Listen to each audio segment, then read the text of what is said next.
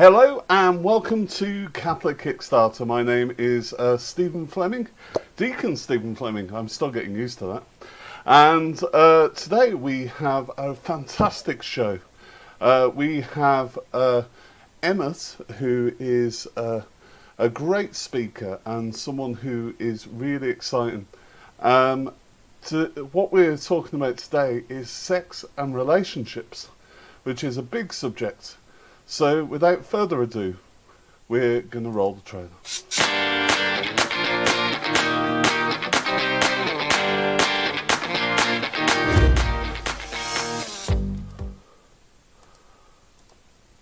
Hello, and welcome to Catholic Kickstarter, and a really big welcome to Emmet. Emmet, you're very welcome to today's show. And sorry for the little delay there.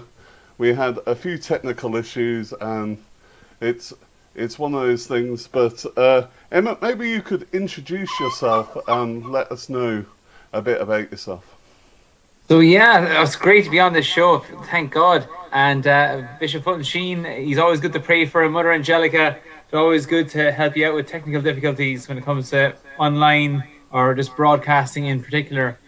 So I'm Director of Education and Outreach with SPUC Scotland, Society of Protection of Unborn Children. It's the oldest pro-life society in the world. I've been doing this for 6 years now.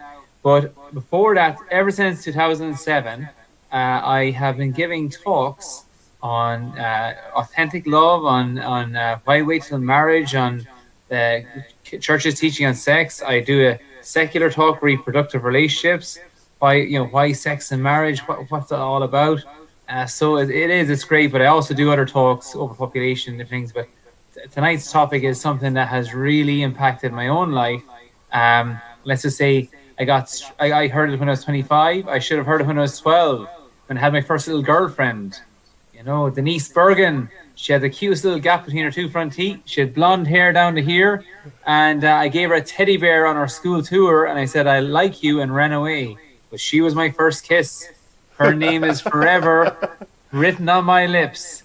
But whose name is on your lips? There's one for our viewers. Whose name is on your lips? Maybe it brings back a nice memory, not so nice, awkward memory.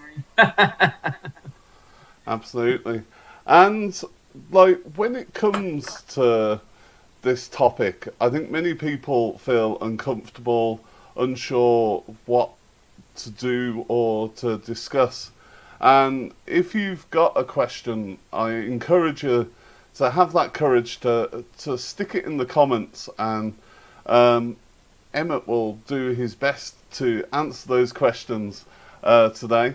We're going to talk a bit about everything today to do with sex, relationships, dating, all those different type of things. So if you've got a question about any of that, we encourage you to stick them into the comments, and Emmet will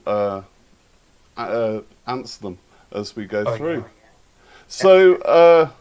So Emmet, could you, maybe we'll start off by what's your experience? Maybe you spoke a little bit about your life. Maybe you could tell us a little bit about your experience and how you've come to the journey that you've been on. Mm-hmm. Well, I suppose I always wanted to be with the one. I was always looking for the one. But to be honest, really growing up in Ireland, say in high school, university, it was all about playing sport, winning trophies. Winning was everything. Then you had winning trophies, kissing girls, and then getting by in university or in high school, just doing enough not to fail or to get a decent enough mark, that you were somewhere up the peg and you weren't near the back. But there was a lot of bravado. There was a lot of how many girls were you with? How many were you kissing tonight? All this type of stuff. But the thing is, I always had it. I don't know whether I got it from my parents, but I always had in my heart to say, look at a girl in the eye and say, I waited for you in the water. And that's what that was on my heart.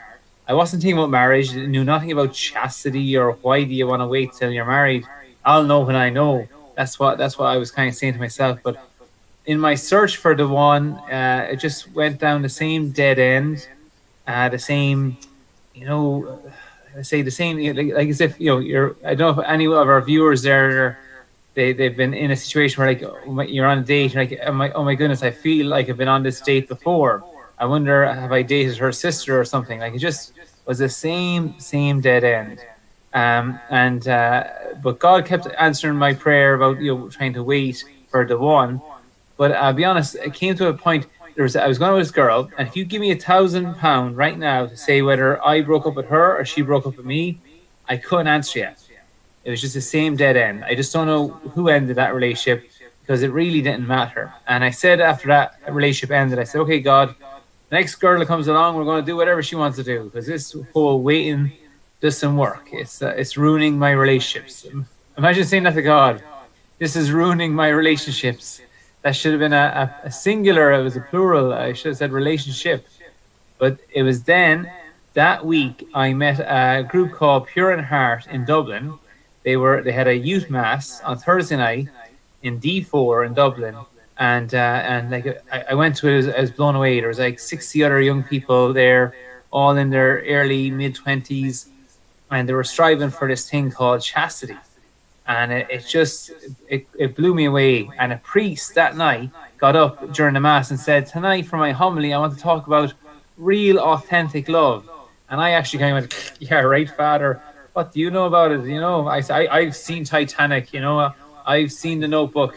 I've had loads of girlfriends. What do you have? You don't have a clue, Father. This is what I was thinking to myself, and I was like, "Oh, this is going to be really interesting." You're going to start laughing. But this priest was in his 60s, and he said, when he was 17, he thought he was in love, and he gave. Like he was giving in the relationship, and that girl was taking. And he goes, "That's not love. Love is a mutual giving. That was infatuation." And I was thinking, what? And he said, again, infatuation is when you put someone on a pedestal and you make them into who you want them to be, and you don't really see them for who they are. And I was like, oh my goodness, I have done that every second weekend in every smelly nightclub, north, south, east, and west of Ireland. And he says, and a little tear came in his eye. He said, watching that relationship end was like watching a flower wither and decay in his hand, and he was helpless to do anything about it. And a tear came out of his eye. I was like, my goodness, like this priest is in his 60s. This happened a lifetime ago, and he's still emotional about it. But then he said, I found authentic love in my vocation as a priest. And my humble definition, and at this stage I was on the edge of my seat, he says, my humble definition of real love, authentic love, is that sense of going home. He goes, if you're going home for Christmas, you haven't seen the family in a while, you're driving home, you can't wait to see mom and dad or the brother and sister, you just want to go home and be home. And he says, if you have that sense of going home with someone or with an order or with an organization, that's where you belong. Because we're all being called to our eternal home. And I was like, oh my goodness, all the girlfriends I had, I didn't come close to that. And I want that.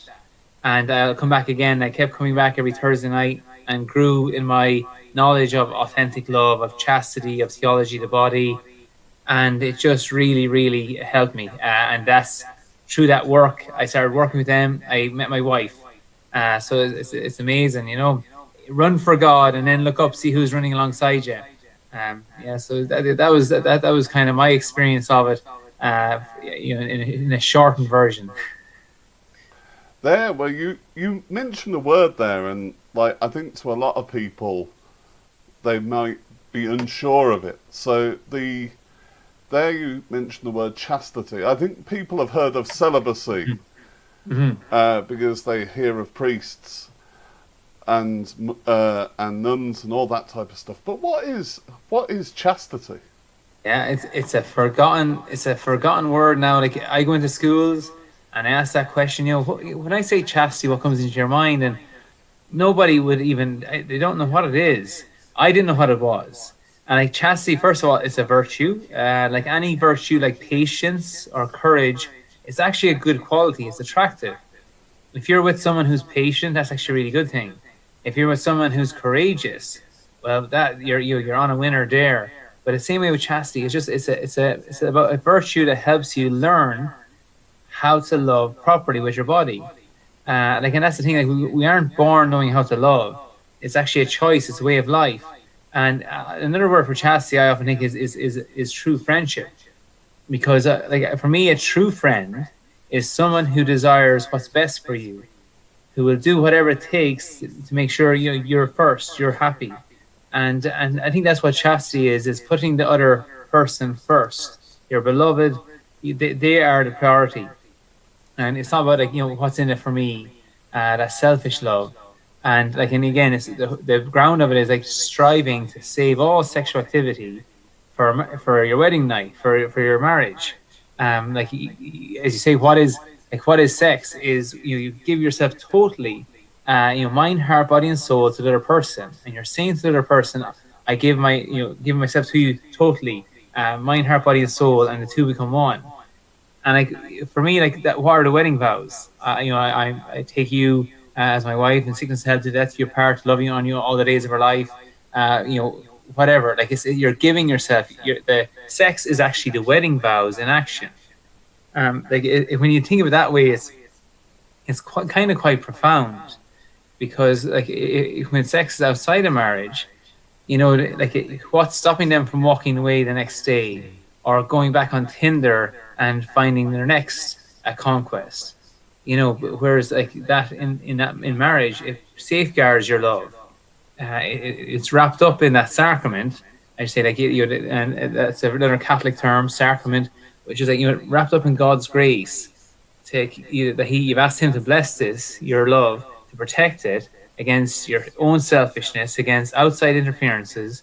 But again, I just see so many, some of my friends, they've had other relationships, and then they waited. They weren't virgins, but then they waited in their relationship to get married and have sex when they're married. And those weddings were amazing. It's the same as my wedding. I was a 27-year-old virgin on my wedding night, and people are like, oh my goodness, he's a 27-year-old virgin, don't touch him, he's got virginity. But don't worry, your virginity is not a disease. You never hear in the news, late last night, a young man died in London of virginity. It doesn't work that way, but it's not about being a virgin. It's about again, it's never too late to strive for authentic love. And I do find that once sex is out there, sex is so good. Sex is good, first of all. It's so good, but when sex is brought into a relationship too early, all of a sudden it takes it over. It's oh, when can we meet up again? When are your parents not home again? When can we go for a drive again? It's all about that, and the getting to know each other, the falling in love, the real intimacy, the fun is getting pushed out, and sex, becomes a center of it, and that wasn't meant to be, that wasn't meant to be the center of your relationship before you get married, and not after it either. Absolutely, and interestingly, Pope Francis was speaking on this topic this week. He was speaking to the young people in Slovakia, and they specifically spoke on chastity, and this is a quote of what he said. So we'll just read. I don't know, Emmet, can you see it? Yes. Yeah, would you mind reading that for us? Today, being truly original and revolutionary means rebelling against the culture of the sensory, going beyond shallow instincts and momentary pleasures, and choosing to love with every fiber of your being. Dream fearlessly of creating a family, of having children and raising them well, of spending your life by sharing everything with another person. Don't be ashamed of your faults and flaws, for there is someone out there ready to accept and love them, someone who will love you just as you are. Wow. That is quite a powerful quote, and that driving, and I think also dreaming. I think often if we don't dream, if we're not looking forwards and we're not looking towards marriage, we accept and take massive compromises. And maybe you could speak into that a bit more. Yeah, and I always ask this high school students, the university students I speak with, like, why do we date? Why do you date? And they say, oh, we want to see what they're like. Why do you want to see what they're like? Well, we want to see, if we like them, if we want to be with them. They want to be with them. And eventually, it comes to, they say, well, you want to spend the rest of your life with someone. You want to marry them. So dating is is the discerning process of who you want to spend the rest of your life with. I know a lot of people say, "Oh, I should just date for a bit of fun and all of that," but again, as you say, this whole person is, Emmet, mind, heart, body, and soul. I can't just say, "Okay, I'm going to leave my feelings and my emotion over here, and I'm going to go out and have fun with my body this weekend, and I'm going to leave my emotions and feelings to one side." No, what you do with your body affects all of you. Like that someone's going to love you totally and completely. And I remember one girl, she heard one of my talks and she decided to wait for marriage. And she was on a J1 over to America. And she met this Irish guy over there, fell head over heels in love with him. He's a fairly popular sports star. I won't mention his name, but like she said, the story was that late one night they were in a room and things got a bit heated, as they do, because sex can be spontaneous, just get wrapped up, caught up in the moment. But she said, they were lying down. Next thing, all of a sudden, she just sat up and said, "Look, I'm sorry." And he said, "What's wrong? What's wrong?" He said, "I'm sorry. And she's like, "What's wrong?" And she said, "I want to wait till I'm married. I made a promise. I want to wait till I'm married." And next thing, he just said, he told me the story. He said, "I just grabbed her by the hand and said, look, it's okay. I'll make the promise too. Don't worry. It's fine. You don't worry. I want to be with you. I want you in my life. I don't just want to sleep with you. I want you in my life. It's okay. Calm down."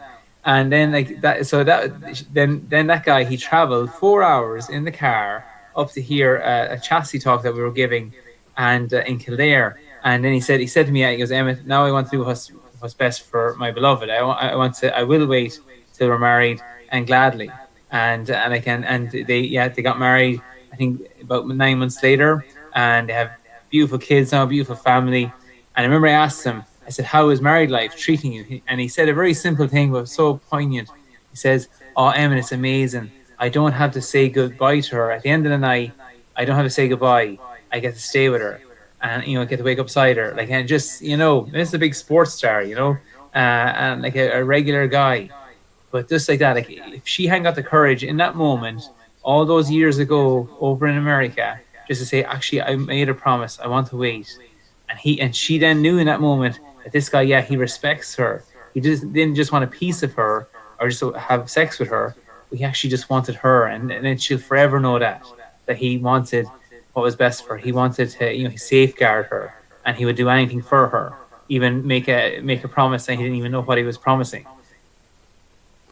Well, one thing that I think if people were listening to us from outside, they might be thinking, well, gosh, like, why is the church and why are these two guys here? They seem to be doing down sex. But, is sex a bad thing? Oh, no. And that's the thing. Everything God created is good. Like, sex is good. Why is it good? Like, okay, you have pleasure, babies, and bonding. So the pleasure aspect of sex, it was meant to be pleasurable, but there's so much more than just pleasure. Like, if you think like Ben and Jerry ice cream, you always say, hands up who likes Ben and Jerry ice cream. Everyone's hand goes up. I say, when we eat Ben and Jerry's ice cream, we go, cookie dough, fudge, caramel core sundae, we get a sense of pleasure from the ice cream. But what's the purpose of food? It's not just pleasure. Is a pleasure aspect, but there's so much more. It's nutrition for the body. It's all of that. Same way with sex. There's a pleasure aspect, but then there's what's the purpose of it? Yes, there's the babies, but there's also the bonding, the unitive aspect. The hormones are released during sex. They make you feel closer to the person. Oxytocin, vasopressin, epinephrine. These hormones are released in the brain during sexual activity. What they do to make you feel closer to the person you're sleeping with, help increase levels of trust, and it can even help you forget past hurt that they've caused you. Like, it's amazing. There's that like bonding aspect of sex. And also people often think, oh, is sex only for babies? No, because a girl in her cycle is only pregnant a certain few days in the month. And then she has all these other days where she's not fertile. A new life can't happen. So did God make a mistake? No, he knew there was time, yes, for babies, but also just for the husband and wife to feel closer to another, and and it was meant to be. But what I've seen in my college years is that maybe girls and that when we're going out with guys or sleeping with guys that weren't the right guy, and like some scientists call these hormones, when you have sex, emotional superglue. So you had a lot of these, my friends I seen, and they were like emotionally supergluing themselves to guys who were, emotionally abusive, even physically violent. Like I had one friend, Babs. She came in one day into class and she had a big, her face was plastered with makeup, but she had a big lump under her eye. You could see she got a smack the night before. We were like, Babs, what are you doing, this guy? You just get away from him. You shouldn't even be anywhere near him. He should never even think about hurting you or laying his hands on you. And she was like saying, oh, Emmet, I can't get on my head. I'm crazy about him. I can't get on my head, And I'm like, hold on there. I was like, Babs. Like back then, I thought, well, love must be blind. But if I only knew about that, the bonding aspect of sex, the hormones that are released, and how they affect our judgments, and that, like, I would say, look, the reason you're sleeping with this guy, that's why you can't come over your head. If you took sex out, you would see very quickly and very clearly this is the wrong guy for you. And I think that's one thing I see in relationships that are chaste, the ones who are striving to save sex for marriage, that like pretty quickly they'll discern whether or not they're for each other, and also if they do say, actually, I do want to marry this girl, or I do want to marry this guy, then pretty quick, yes, they get engaged and get married. And again, that's it, and that's what is marriage? A total commitment. And real love requires a total commitment. You can't test out permanency. It's not like you just gotta buy a loaf of bread, squeeze the loaf, see if it's fresh. It's not about that. It's like, are you with me or not? You decide for love, and then like in that sacrament marriage, like you ask God to bless it, and you have your whole life then to get to know each other, in that sexual and that physical sense. No, well, that is really beautiful. And one thing that I would say is, say someone has is in a sexual relationship at the moment. What advice would you give them in sort of breaking that, in that sense of what would you say as Well, see, when I got marriage preparation, really good marriage preparation, my wife and I, with the Nazareth Family Institute in Dublin, and like it was 5 couples, 3 young couples and 2 older couples gave different talks. One was on finances, one was on sex, one was on communication, and it was really good. But during that, they actually challenged all the couples there that were engaged, and they said, look, I don't know what the story is. Maybe you've already sleeping together, maybe you've been living together, maybe even have children together. But now, would you now not wait until your wedding night to save sex for your wedding night? And they gave a bit more instruction around that. But and there was a girl and a guy there. They were living together for 8 years. We got to chatting to them, and they made the decision there and then. She was going to move out of their flat and move in with her mom.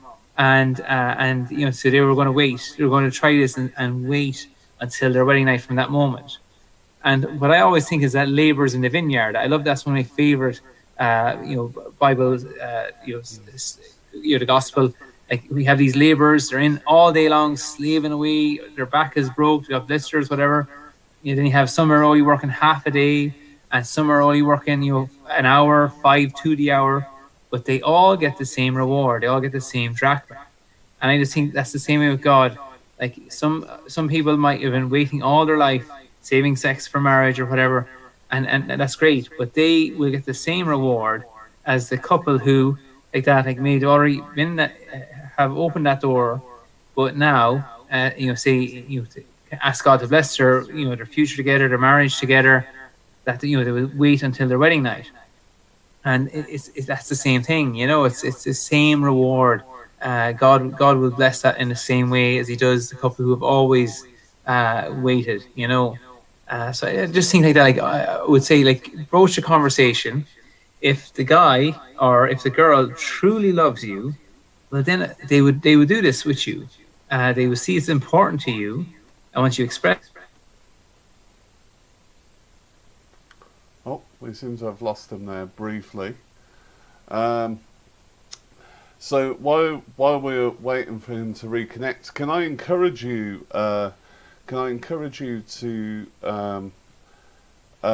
subscribe and also to like this page for more content like this. Obviously, with the challenges of going live, we have this, but we're going to welcome him back. He's in a new window now, so let me just Yes, remove this one. I'm bilocating. There we go. There we go. So you're back again. There we go. Brilliant. Yes, and no, I'm just saying, like, yeah, if you communicate that this is it's an important thing for you, and it's also, it's good to, like, once you take sex out, then you can again reassess what's there, and really, like, see, discern, is this the relationship you want for the rest of your life? Is this who you want to? Is it like, what if you had good questions? I always get friends to ask when they're dating. One question I always say, do you feel a sense of being at home with this person? Do you feel, that home, when I'm going home, for Christmas, you have that sense of going home with this person? And the second one I often say is, imagine, tomorrow your boyfriend or girlfriend is now gone. They're out of here. You're never going to see them again. You've lost your chance. Okay, how does that make you feel? Are you really distraught? You can't believe you can't imagine life without them, or is there a bit of you relieved nearly, and you actually think you'd be quite fine without them? Because I asked this, there was a young guy who was chatting to me. He does some work for us, and he was saying, "Oh yeah, I'm going out with this girl. Yeah, things are going grand. We're meeting again Sunday night." And the way he was kind of talking, I just had to stop and said, like, just ask my question. I said, "Look, David, if tomorrow she's gone and you're never going to see her again, how do you feel? Honestly, are you relieved? Are you distraught?" And next thing, he just looked at me and says, "Oh my goodness, Emma, like, I actually am a bit relieved. I'd be quite happy that that's over." And then his head, just a eureka moment. He said, "Oh my goodness, I have to go talk to her." And he did. He went and ended that relationship. But it's just like that. We often, why do we date? We just, is it just for a Facebook status? Like, I'm in a relationship. Are you just doing it to pass time? Nothing better to do during your week. So, like, always, I think, dating with a purpose. Not just for kicks, really. What do you really want? What do you want in your future? That's another thing I always ask young people. What inner qualities do you want in the ideal future boyfriend, girlfriend, husband, or wife? Because if you don't know what you want, you're not looking for it. You're not going to find it, and you're going to end up settling for less. And you mentioned that this earlier, like, when people do, they do settle for less, because we use that word love so much. We say, "Oh, I love your hair. I love shoes. I love pizza. I love my mom." Well, I love pizza and my mom in a very different way. And what you want to try and avoid is, we don't want pizza love, okay? Because pizza love is out there. You get that any night of the week, in any nightclub around the country, wherever you are. Pizza love is there. But you're made for more than pizza love. You want the authentic, real deal, okay? And once you taste that, I tell you, there's nothing like it. That's what happened with me anyway. I couldn't compare my wife to any other relationship I've had in the past, because there is no comparison. It's a whole other level. It's a different ball game. So, like that, I just say that, if you're in a relationship right now, and you're just kind of, is it just so? It's just average. Whatever, like, you're not made for average. You're not made for average. I'd walk away, be as gentle as you can with your heart, but you have to be honest. And then, like, I would invite God in there and say, "Okay, God, where are we going now? Where is my beloved? Am I being called to married life? Where am I?" Like, I think God always answers those prayers, a prayer from the heart. What would happen as someone in that situation that turns around and goes, "Oh gosh, but I can't be alone. I don't feel that I can be alone." I know many people in that situation that are just afraid to be alone. Maybe you could speak into that, and like, I think at times in all our lives we've been afraid, like, "Oh gosh, So maybe you could speak into that. Yeah, and I think that's a big one. Like I was terrible at I was hopping from one relationship to another, a 2 week relationship to a 3 week relationship to a month long relationship, and it just serial dating. Don't be a serial dater. You need to, that. I think you do need time on your own. There's a time to be single as well, And I think I met my wife at a time when, for the first time in my life, I wasn't actually looking. I was just, I was engrossed. I was doing mission work. I was just, like I just wanted to. I was serving people, and then, like, lo and behold, that's when I met my wife. I was asked to give a talk in a high school in Scotland. I was living in Ireland, and this girl was put with me. She was giving a bit of a pro-life talk, and I was doing the relationship part. And that was it. I just, the minute I saw her, I felt this is she who you've been waiting for. I kind of felt a little voice say that this is she who you've been waiting for. But if you ever hear something like that, the guys, don't tell the girl. You don't remember. I said, I heard a voice. I heard a voice, and it's you. Don't. I told my wife that story when I had proposed to her about maybe a year and a half later, and she had just said yes. And then I said, well, actually, when I first saw you, this is what I experienced, or I heard. So don't to go over and tell him it's you. Because it won't work out well. But I just think like that. Like, don't be afraid to be single. Because you will be fine. And like God has something much better planned for you if you would just have the courage to wait and to seek that out and don't settle. I remember some people were like giving these talks, and that one of the speakers often said, like, what makes you feel you don't deserve this type of love? What makes you feel you don't deserve to be someone who will wait for you, who would save themselves and wait for you until you're married, until you're fully committed, and like in front of all your best friends and family, you proclaim your love for each other, you make those promises, those vows, and it's amazing. Like, that's what you deserve. But some of us feel we don't deserve that. And you say, oh, like, it's gone now. Like, I've had a history of relationships. Like, one girl said to me after these talks, she said, like, Emmet, I get what you're saying. Like, these guys, I go to these house parties, I get plastered, I fall into bed with a guy, and then the next morning, I don't even want to talk to him. I don't actually want to see him again, and I never do talk to him again. And I said, like, is that what you want? She goes, no, I want a normal relationship. I want to get married. I want someone to fall in love with and spend my life with. I said, well, okay. So you don't go to the house party and get plastered, and and then that'll stop you falling into bed with someone you don't know. So like I say, work it back. What do you want? Have the end in mind. You want that forever love. So how are you going to find it? And I hope I don't burst too many people's bubbles here, but very rarely you find it in a nightclub. It's outside of that, in a normal environment, not just a meat market. You just actually get to see who this person is. Watch how they treat their friends and family. See them in real life. All we see in the nightclub is how bad they or how well they can dance and how much they drink. It's not much. There's not much to go on there trying to find husband material or wife material. So no, that is fantastic. We've got a few questions. So this is where Emmet sort of gets nervous because he's not sure what I'm going to put on the screen.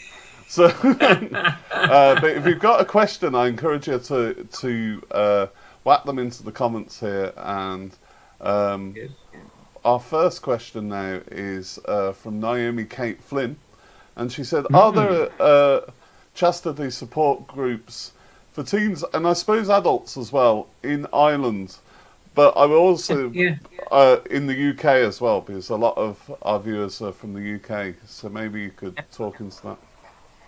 Yeah, there's Pure Heart Dublin. It's tough, but there's different groups like Youth 2000 as well. I look them up; they're really good as well. And there's more of Youth 2000 groups than there is Pure Heart. But like the Pure Heart have, even ping them an email. They're really great guys. And they might even have a teen day. Even ask them that, because we used to run those as well when I was over there. And it was so good. Like you saw these other young people from all over the country who actually wanted this as well, who said, like, actually, this is something I want to strive for. Like again, don't be afraid to strive for it, because I remember someone said to me, Emmet, like, come on, really, you're going to wait till you're married? Like, what do you expect your wife to be a virgin to? I was like, no, I said, like, my virginity is a gift to give, it's unconditional. I don't know, my wife just has my wife, and but lo and behold, like while I was kissing my first little girlfriend when I was 12 over in Ireland, my future wife was in Scotland. I wouldn't meet her for another 15 years, but lo and behold, she also waited for me. She also was a virgin on our wedding night. So, like, I would say to the person asking that question, yeah, like, contact Pure in Heart or Youth 2000. But look, there's a thing in your heart there, like your future spouse is out there. Just keep praying for them, and I guarantee you, look, they and you are worth the wait. The other thing that uh, Naomi asks is there any theology of the body resources? You might want to explain what theology of the body is for teens or for adults. Yeah. So maybe you can theology talk of the about body. the Yeah. resources there.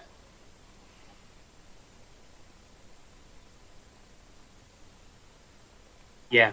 Well, I tell you what, there's also a Chastity Project, which is run by Jason We Everett. just It's missed the start of fantastic. that, I'm so friends with Jason and his wife are you amazing. might want to. Sorry, Emmet. So I would.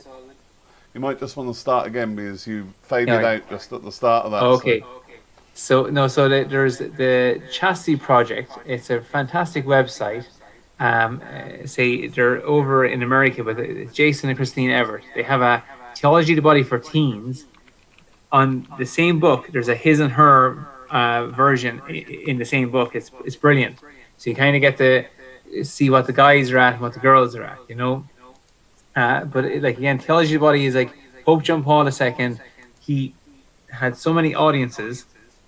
Like on a Wednesday audience, he spoke about this because he had counseled thousands of young couples, engaged couples, married couples, those who were dating, discerning marriage, and he had that experience of like these young people striving for authentic love.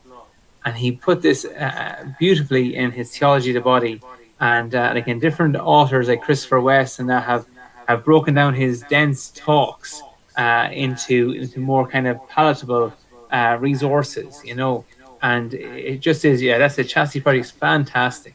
Um, and again, look, there's a whole big world out there. And you might be in Ireland or you might be somewhere in England and you feel like, oh, Jenny, there's no one striving for chastity here. Or I don't know any chastity group, but there is. You can seek it out and find it. It might take a while, but and there's fantastic speakers on YouTube as well, especially with the Chastity Project. Just to encourage you, and I would say, look, you are worth the wait, and who knows when you'll meet your future husband or your future wife. But it's be amazing that they will know you have waited for them. You're already loving them before you met them by living chastity. That's what I found with my wife. And, by waiting, I was praying for her. I didn't even know her yet, but I was already loving her before I met her. So, and also there's a Pure Heart prayer group in London for any listeners in the UK, and there's plenty of Youth 2000 prayer groups scattered around England. They're a fantastic organisation.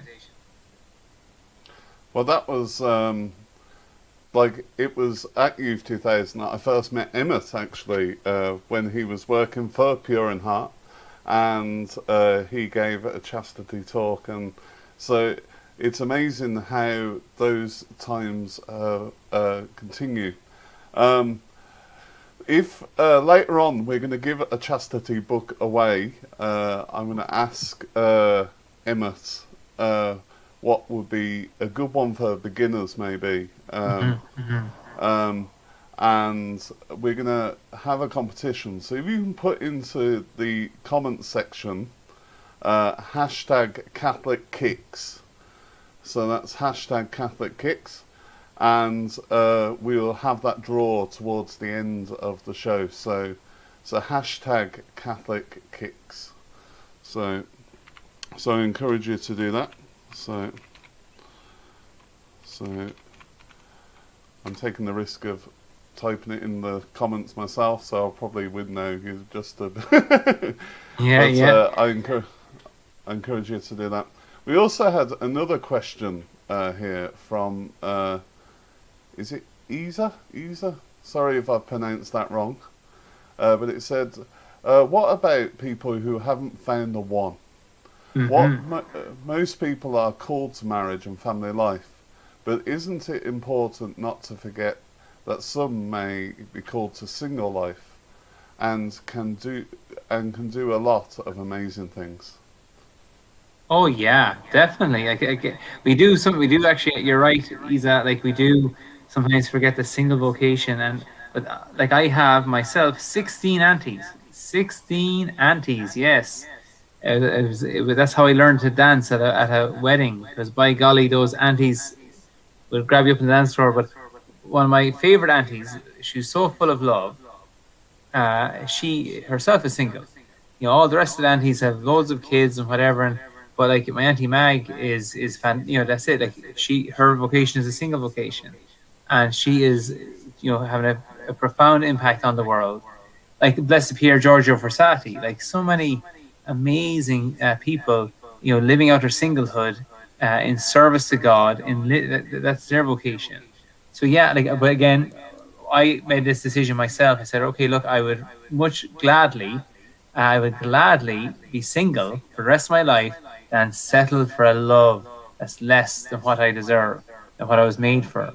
So when I kind of made that decision, that was I discerned the priesthood myself as well, and like, you know, God told me, yes, Emmet, I want you to be a married man. Aren't you glad you asked?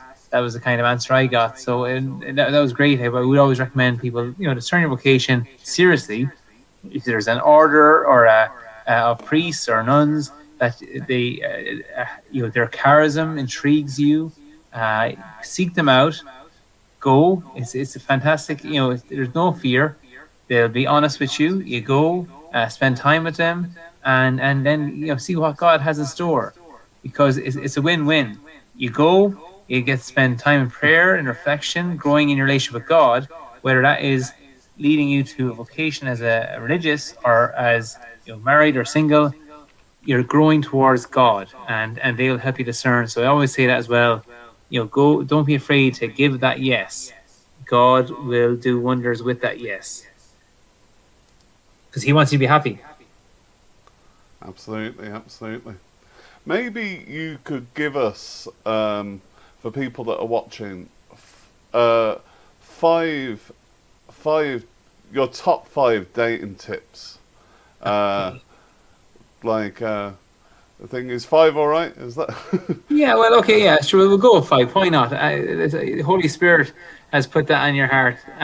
Well, number 1, I would say, like, you know, there has to be an initial attraction there. You know, yes, you know, you're attracted to the mind, heart, body, and soul of someone.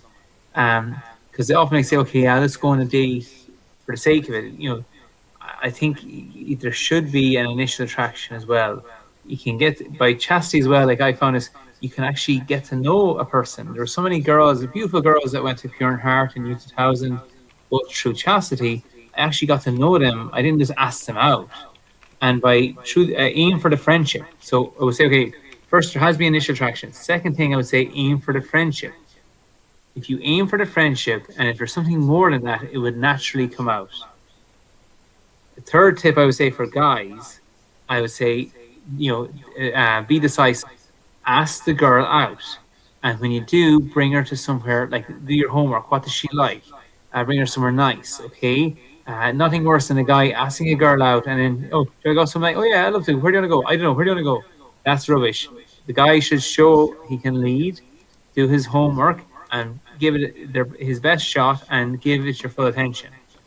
So initial attraction, aim for the friendship, be decisive, and then I would say the fourth one would be, like, I suppose, yeah, like, you know, the keep things, like, say, the less physical your relationship is, the better. Let's say the easier it will be for you to discern. One thing I've seen across the board, the quicker a relationship gets physical or sexual, it quicker ends, So that's what I say. Be decisive, but also then, even if you might, we can all make mistakes or get caught up in a moment. Then that's where a confession is there for. But keep striving for that. Keep striving to save, to live chastely, to save sexual activity for marriage.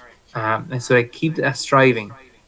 I would also, the fifth thing I would say is include God in your date, in whatever it is. Maybe before you go for a meal, go to mass, or maybe go for a rosary or some adoration, because once you have God in there in the center, He is love, the author of love. And I always used to say, you've got it. This isn't for me. Block it. Protect my heart. Protect her heart. Because when you're dating, you've said, okay, this girl is worth the risk, and we're going to hopefully this will lead to marriage. But a lot of the time, it's either the girl or the guy will decide, this isn't for me. But very rarely do they decide that at the same time. I had one friend, and he said he was giving out. He goes, "Oh, Emmet, I was going to just get your one," and she broke up with me, and we had a big pilgrimage planned to Medjugorje and all this, and he was going off on a rant. I said, hold on there. I said, now, look, are you really upset because this girl is now gone, you've lost her forever, or are you just upset she broke up with you first?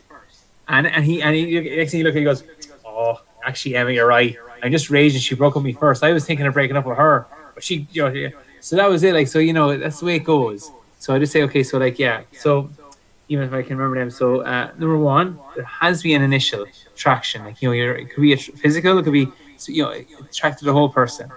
Two is initial attraction. Initial attraction, be decisive. I missed one there. Initial attraction, be decisive.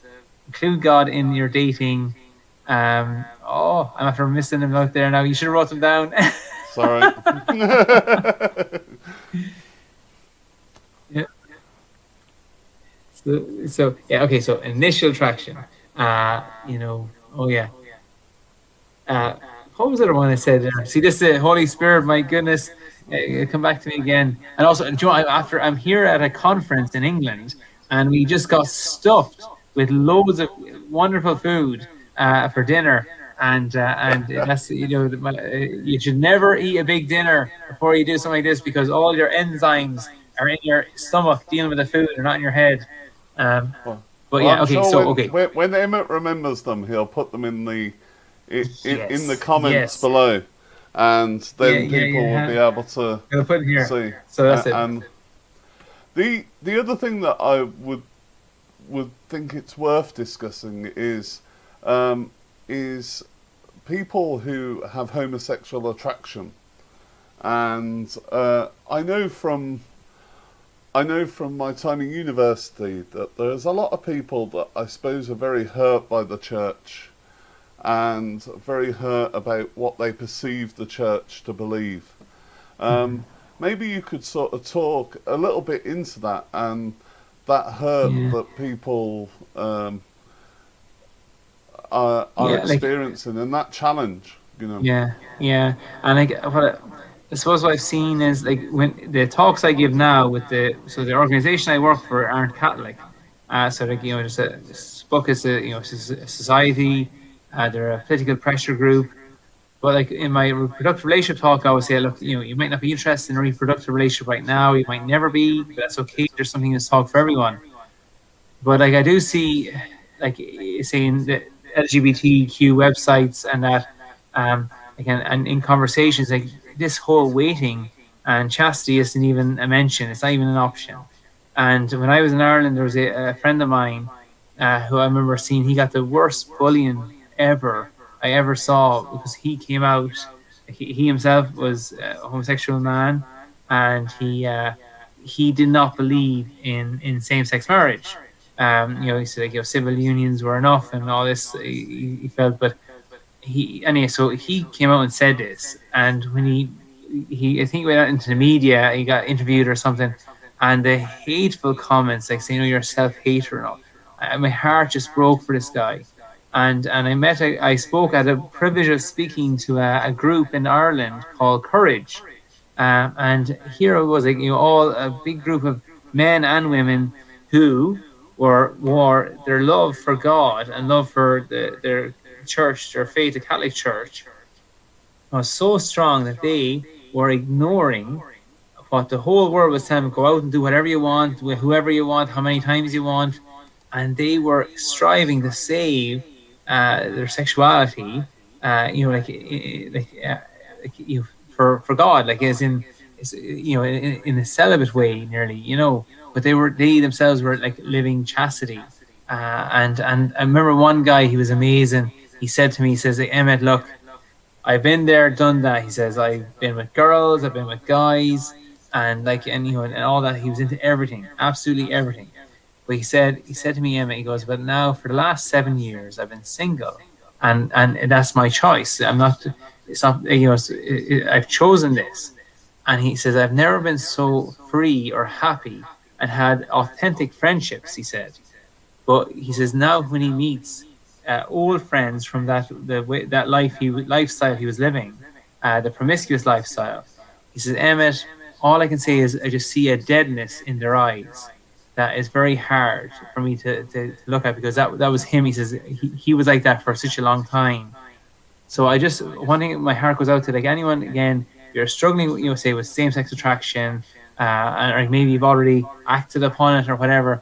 But all I would say is, I can't even imagine what you're feeling or going through, because that was not part of my story at all.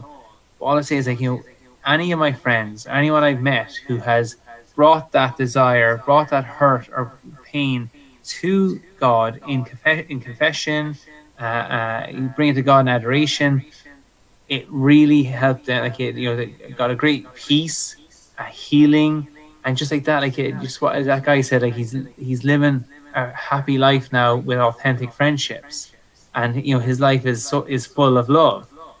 Like, I know it's hard kind of grasp, but when you decide for God, you'll never regret it. Even despite what the world is telling you, God will give you something that goes beyond like what the world can offer. And I know it's hard. It's not an easy it's no quick answer for any of that, and also it's not really what's in my in my story, or have I talked to you on that topic. All I know is any of the guys or girls who I've met who again chose God, to serve God, to love their friendships in an authentic way, instead of going against what the church teaches, what God's plan for sex was. They never regret it, and again, you see that light in their eyes, that happiness and peace, and I hope that it's something you can find too. And that's the thing. I think within our society, it's if we're not having sex, if we're not in a relationship, then we're not worth anything. That's what society is telling us. But actually, God has a greater plan. He has a great plan for each one of our lives and in each one of your lives out there. And He desires to love you so greatly, and that is a real big issue within our society, that we want to go after, firstly, the love of God, and through that He calls us to different things, different challenges within our lives. And I know that Courage is a great organisation. I have a friend who was part of the support group there, and I encourage you to get in touch with them and reach out for that support and that love. I've got a message here from Emmet.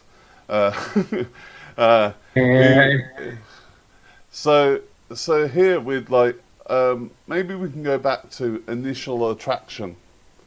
Maybe you could talk a little bit about that. Yeah, like, again, it's just some of the whole person grabs you. Again, we have mind, heart, body, and soul. And yes, there's physical attraction is important, of course, but just again, something about that person just grabs you. And I think with men, it's more of an initial thing. You're more visually stimulated. You know, I always love that. You know, Adam saw Eve. You know, like Adam in Scripture, you see Adam. You know, he's after been shown the tigers and the mountains and the waterfalls, and whoopity do. You know, not doing much for poor old Adam. But then as soon as he sees Eve, he's like, "Whoa! Behold, this is bone of my bone. This is flesh of my flesh. This is what I would call woman. Woman. That's where woman came from. He was blown away by her." And you know, and again, you know, Eve sees Adam. You know, that's nice. It was like that's it. He was attracted to her. He's drawn to her. And even with our bodies, that's the you say theology of the body. The male body, like our sexual organs, are exterior. We're made to initiate love. The females, are sexual organs are interior. So like to receive that love, to you know, it's like the enclosed garden in the Song of Songs. The guy has to you know, find the key to unlock that garden. You know, but that's often things like that. You know, so the guy, we're made to initiate love. Don't be afraid to, but have a plan. That was another thing. So have a plan. Ask the girl out. Be decisive, and have a plan. Okay, I'll put that in there as well. Be decisive. Have a plan. Fantastic. And you can ask a girl out. So you've got this plan. You've got this thing.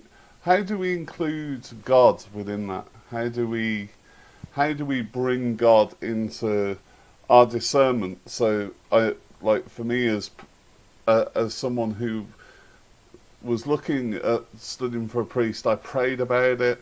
I entered into that. Is it similar for when you start to date a girl, or thinking of starting to date a girl, or the other way around? Yeah, like and I suppose asking God like that, like say God, He has a plan for you. He has a plan for every one of us, and God wants you to be truly happy.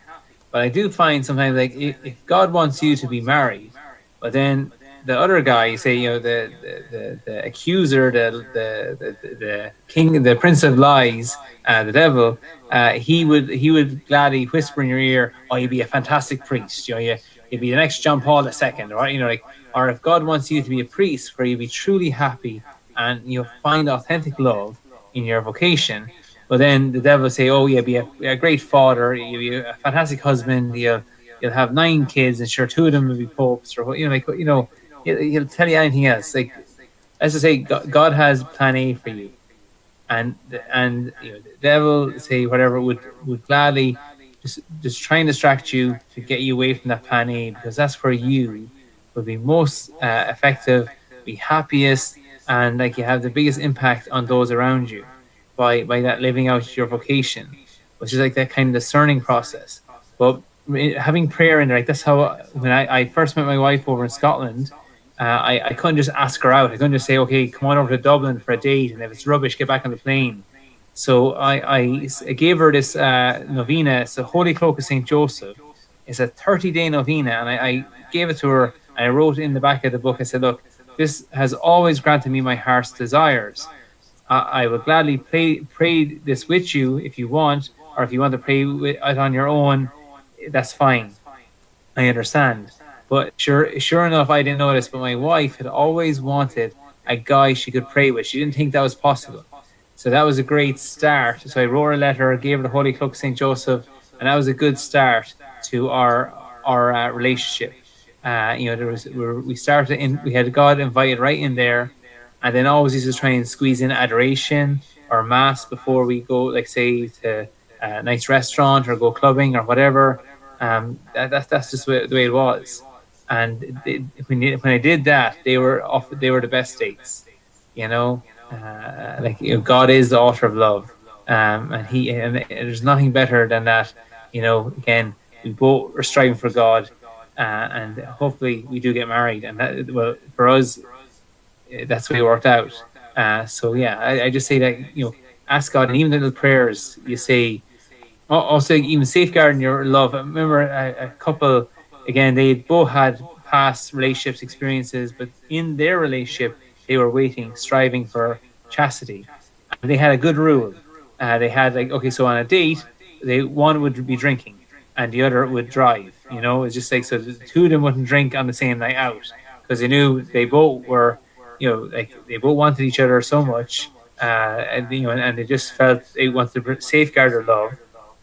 So they had that. That was their little rule, and it worked for them. And I was at their wedding. It was beautiful, amazing wedding, fantastic.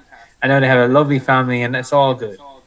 But again, like that was it. These little things, like you had to be honest with each other as well. Safeguard, your that love and that promise you both have made. So like again, by striving to save sex for marriage, if the relationship goes south, if it doesn't work out, but then he or she will leave with nothing that doesn't belong to them. They're not going with a part of you that they don't deserve because they're not your husband, they're not your wife. And I found that was a big plus for anyone that I used to talk to in pure and heart. I think that's what they liked about it. Yeah, they can go into a relationship and know if this doesn't work out, well, that's okay because they haven't given that intimate part of themselves.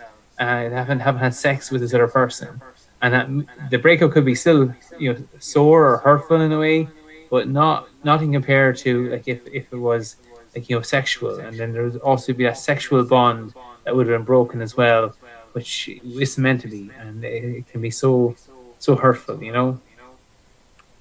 Absolutely, and we have one more question coming up, but just before that, we're going to give away a chastity book, and depending on who wins it, whether it's male or female, we'll choose the book on that. I'll ask Emmet for his best advice afterwards. But to win the book, if you can type Catholic Kicks into the comments, that's Catholic Kicks, for a chance to win this. If no one types it in, no one will have a chance winning. I can tell you now that no one's entered yet, so you're in a really good chance to enter that. So if you type Catholic Kicks into the comments.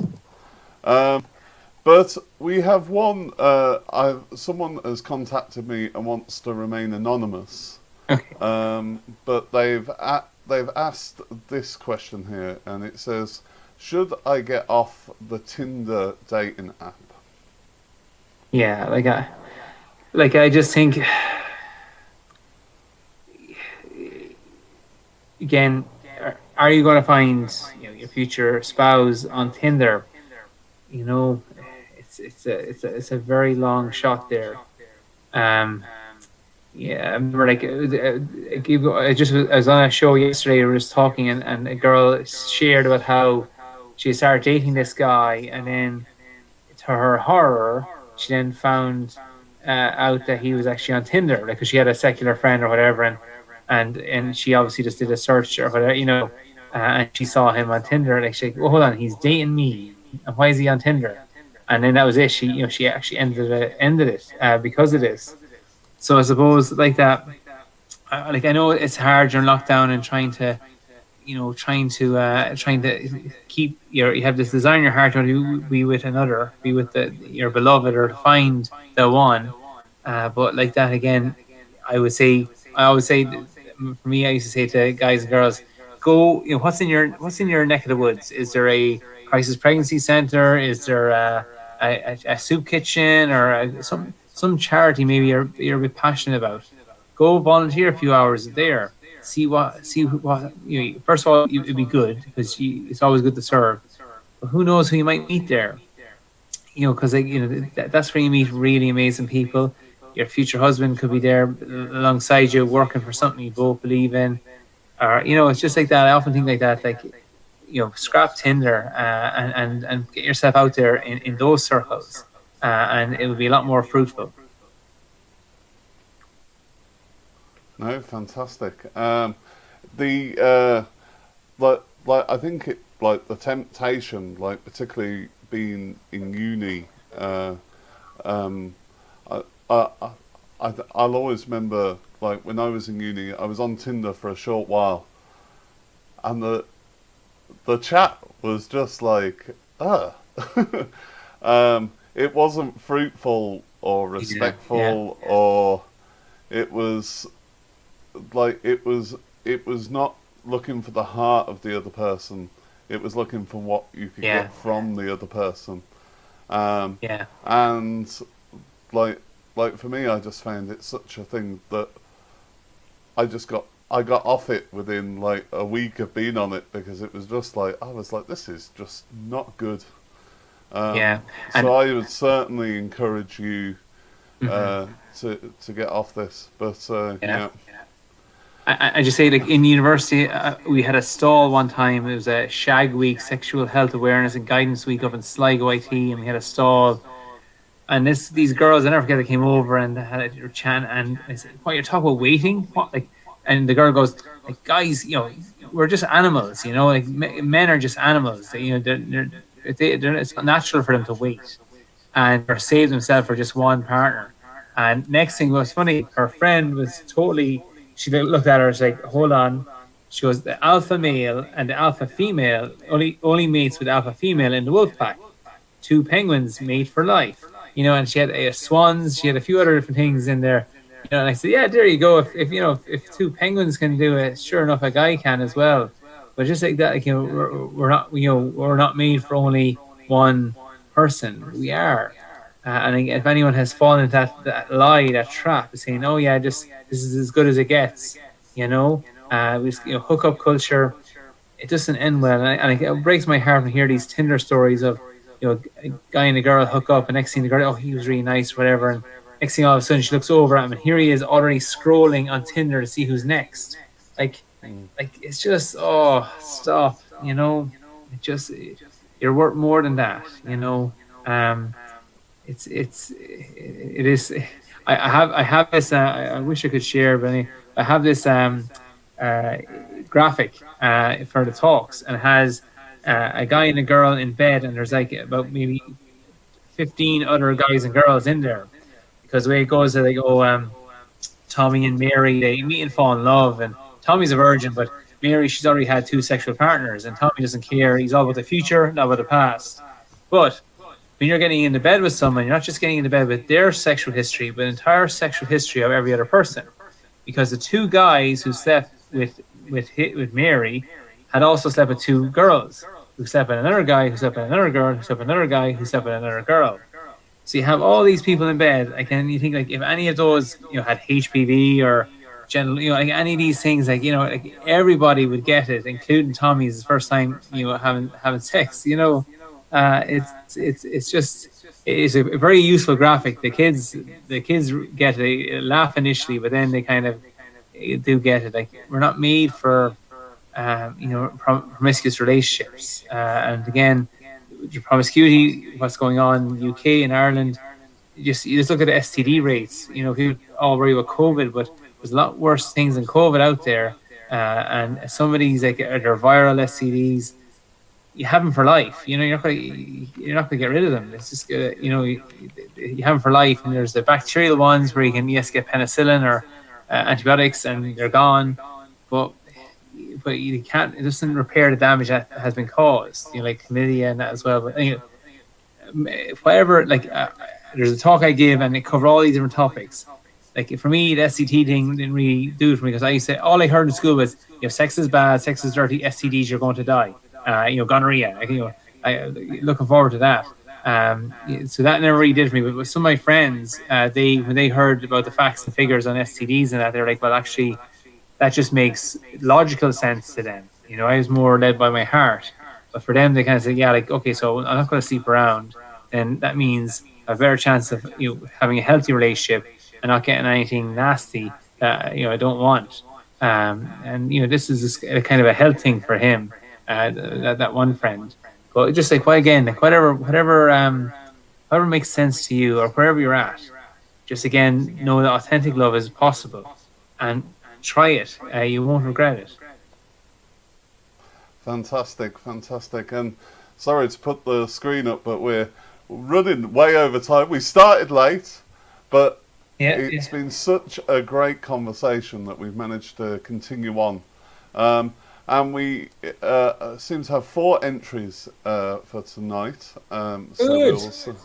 So let's see who is going to be the winner. And hopefully it won't be me.